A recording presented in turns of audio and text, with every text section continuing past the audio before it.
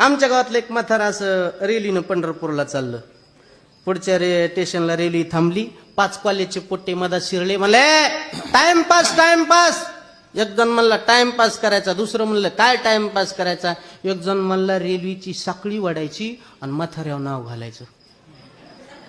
ते दुसरं म्हणलं आपल्या नावाल्यावर काय करा. ते म्हणला चिंता करू नको, 5 जण आहेत, 5 जणांच्या खिशात 5-5 हजार आहेत. 5 25,000 घालू, पण म्हाताऱ्याला हिंगात दाखवू.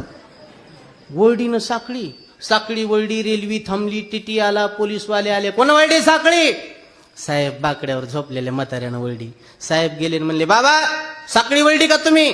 म्हातारं हुशार होतं. ते म्हणलं हो साहेब मॅच वळडी साखळी. चला जेलमध्ये. ते म्हणला साहेब मी जेलमध्ये येतो, पण साखळी कम वळडी विचारा ना. कम वळडी. त्या साखळी खाली नाव होतं संकट काळा साखळी वडा. आणि काय आलं संकट तुमच्या? काय आलं? काय सांगा साहेब मी हातात 25,000चं सोयाबीन परभणी तिकले.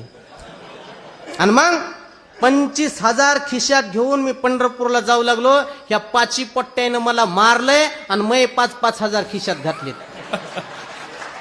हा काय पुरावा आहे तुमच्यापाशी? काय साहेब मी काय लबाड बोलायलो का काय राव? म्हणला त्याचे खिशे तपासा. इथंच उभा राहतो मी. खिशे तपासले, प्रत्येकाच्या खिशात 5-5 हजार निघाले. 800 पोट्टे झपकिले. चला जेलमध्ये. 1 वर्ष सजा.